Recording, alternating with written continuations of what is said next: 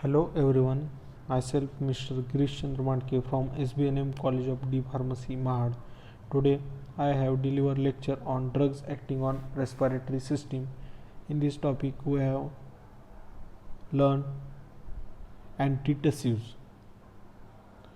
In that antitussives, first we have seen definition of cough.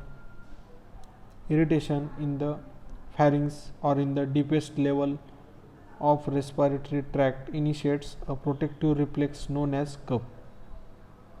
Cough means irritation in the pharynx or in the deepest level of respiratory tract initiates a protective reflex known as cough.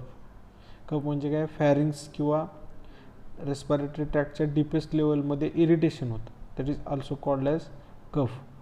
तर त्याचे causes कोणते आहेत? Causes of cough, first is environmental irritants may cause cough by irritation of bronchial tree.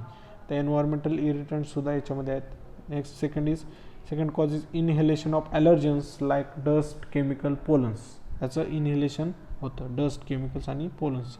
Next third is due to common कोल्डमुळे पण cough होतात. Then fourth due to upper respiratory tract infection. Then fifth pulmonary diseases. And sixth is a lung इन्फेक्शनमुळे पण cough होऊ शकतो. Then upper respiratory tract इन्फेक्शनमुळे पण cough होतात.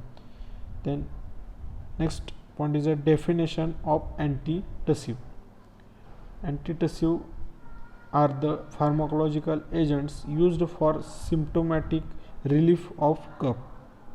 तर अँटीटसिव्ह हे असे फार्माकोलॉजिकल एजंट्स आहेत की ते कुठे यूज केले जातात, तर सिम्प्टोमॅटिक रिलीफ ऑफ कफपासून सिम्प्टोमॅटिक रिलीफ मिळावा यासाठी जे एजंट्स यूज केले जातात that is also called as अँटीटसिव्ह.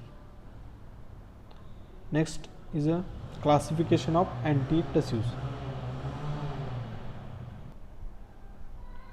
In that classification of antitussives, first class is a pharyngeal demulcents.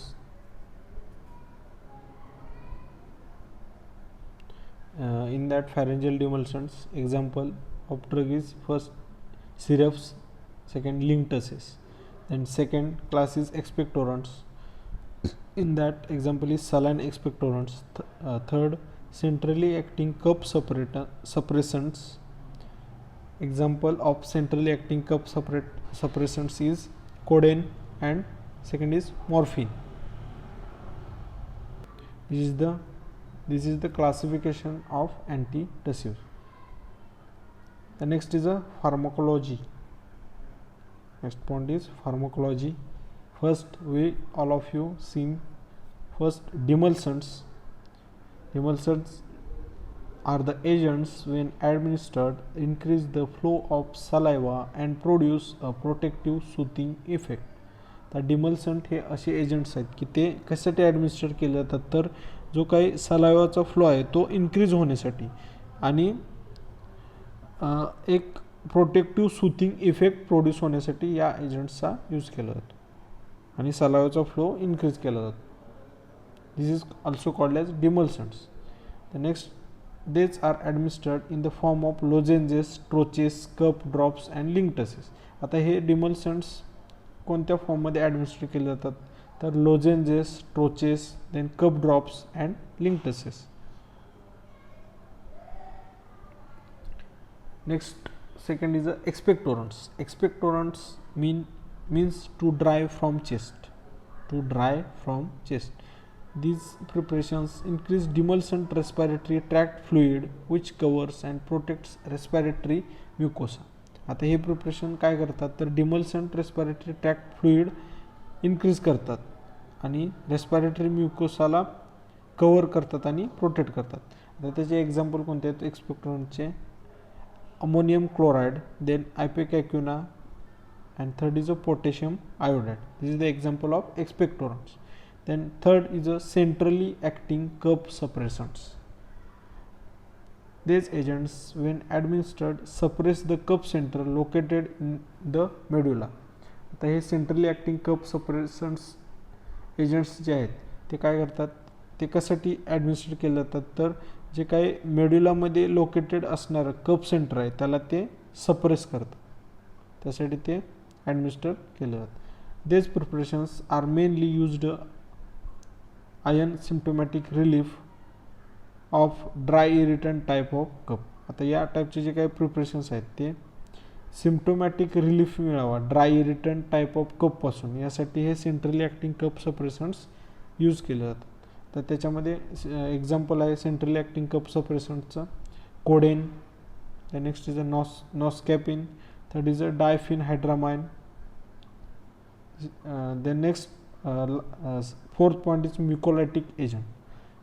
These pharmacological agents, when administered, make sputum thin and less viscid so that it can be easily expectorated.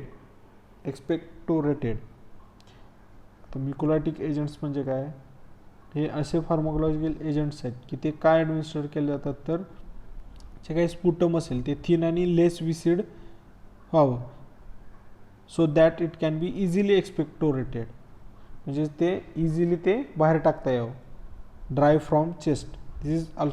These agents is also called as mucolytic agents. Following mucolytics are prepared in the therapy. तर थेरपीमध्ये कोणते कोणते म्युकोलायटिक्स prepare केले जातात.